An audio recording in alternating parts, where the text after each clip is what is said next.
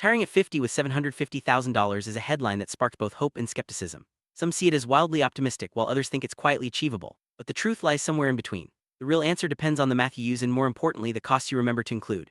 In this video, we'll break down the numbers, challenge common assumptions, and reveal the variables that most people overlook. Let's dive into the real math behind early retirement and see if $750,000 can truly fund a comfortable life starting at age 50. Most retirement advice is built around retiring at 65, with Social Security and Medicare acting as safety nets. But retiring at 50 means you're on your own for at least 15 years before those backstops kick in. That doesn't make early retirement impossible, but it does change the equation. You'll need to plan for more years, more variables, and more uncertainty. So what does the math really look like when you take those extra years into account? Let's start with the basics. How much can $750,000 actually pay you each year?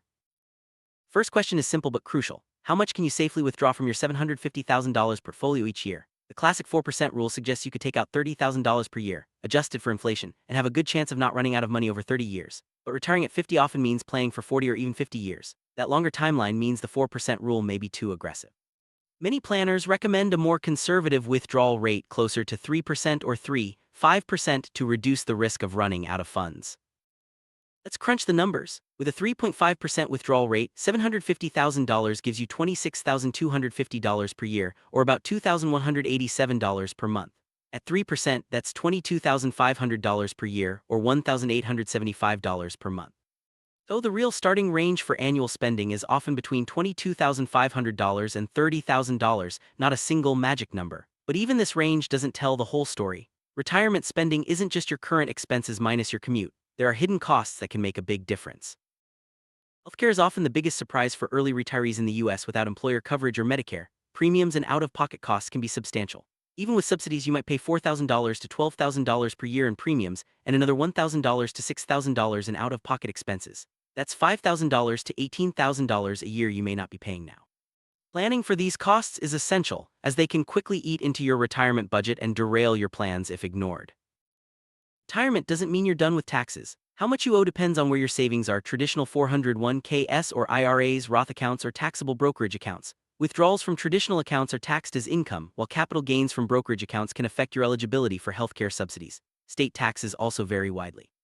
Even if your spending is modest, taxes can still take a bite out of your retirement income, so it's important to plan your withdrawals carefully. Costs don't show up every month, but they're inevitable. Car repairs, home maintenance, dental work, or helping family. These one-off expenses can become every few years costs. A practical way to handle them is to add a buffer, typically 5% to 15% of your annual spending. For a $30,000 budget, that's an extra $1,500 to $4,500 per year. Ignoring these irregulars can leave you scrambling when the unexpected happens. One of the most overlooked risks in early retirement is sequence of returns risk. Two people can have the same average market return, but if one experiences bad years early on, their portfolio may never recover. If the market drops early in retirement and you're withdrawing funds, you're forced to sell more shares at low prices. This can permanently reduce your nest egg. For a 50-year retirement, managing this risk is even more important than chasing high return.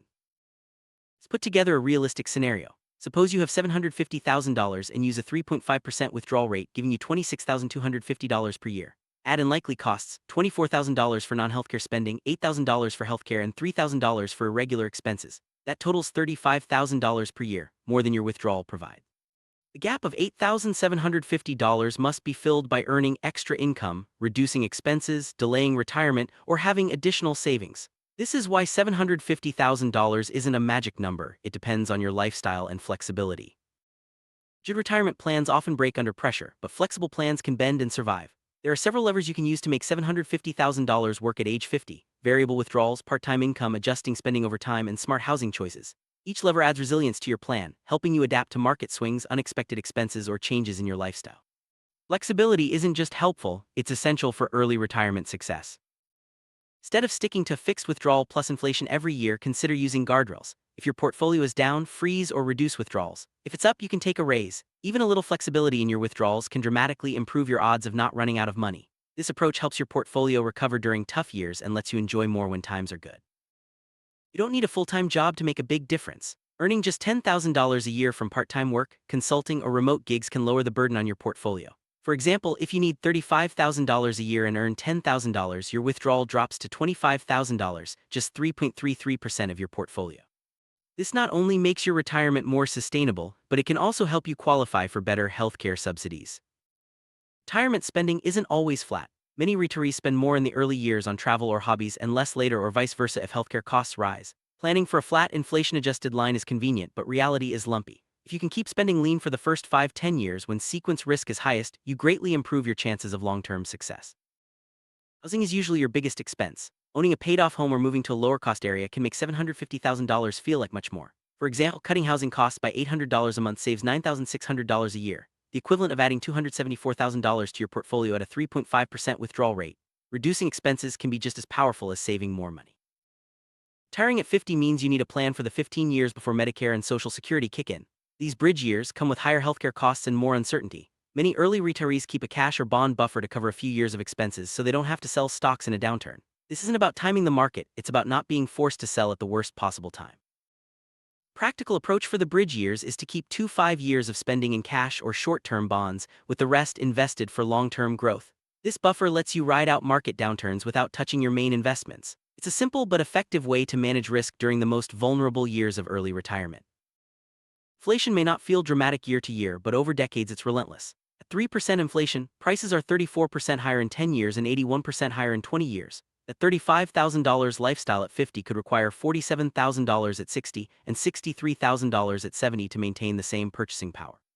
Your portfolio needs to grow just to keep up, which is why most early retirees keep a meaningful portion in stocks despite the volatility. It's the right mix of stocks and bonds for a 40–50-year retirement. Too conservative and your portfolio may not grow enough. Too aggressive and you risk panic selling in a crash. Many retirees choose allocations like 60–40, 70–30, or even 80–20 in favor of stocks, adjusting for their risk tolerance and cash buffers. The best allocation is the one you can stick with, even in tough years. Let's look at 3 possible outcomes. First, the plan that works well: annual spending of $30,000, healthcare managed with subsidies, and part-time income of $5,000 to $15,000 for a few years. With a withdrawal rate of 3% to 3.5% and some flexibility, this scenario has a good chance of success, especially if you use guardrails to adjust withdrawals as needed. Second scenario works if markets cooperate. Here, annual spending is higher, around $45,000, with healthcare costs over $10,000. The withdrawal rate needed is 5% or more, which is risky. Success depends heavily on strong early market returns. If the market stumbles early, this plan could fail, so it's important to understand the risks before committing to higher spending. Third scenario doesn't work without major changes. Annual spending is $60,000 or more, with high fixed costs like a mortgage, dependents, or expensive healthcare needs. In this case, $750,000 is a great foundation, but it's not enough to retire now. Major adjustments, like reducing expenses or increasing savings, are needed to make early retirement possible.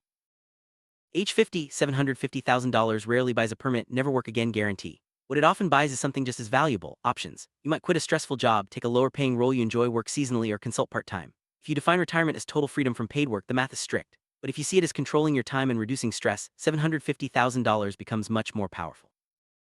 How do you know if $750,000 at 50 is enough for you? Start with a checklist. Know your real annual spending, including irregulars, estimate healthcare realistically, pick a withdrawal strategy, plan for the bridge years, model taxes based on account types, decide how flexible you can be, and consider part-time income as a feature, not a failure. If you can keep withdrawals around 3% to 3.5% after accounting for part-time income, early retirement is plausible. Let's look at a sample lean budget. Suppose your annual spending is $30,000, including a buffer for irregular expenses. Healthcare costs are managed with subsidies and you earn $5,000 from part-time work. Your withdrawal rate is now just 3.33%. This scenario is realistic for someone living in a paid-off home in a low-cost area. It's not luxurious, but it's sustainable and gives you the freedom to control your time.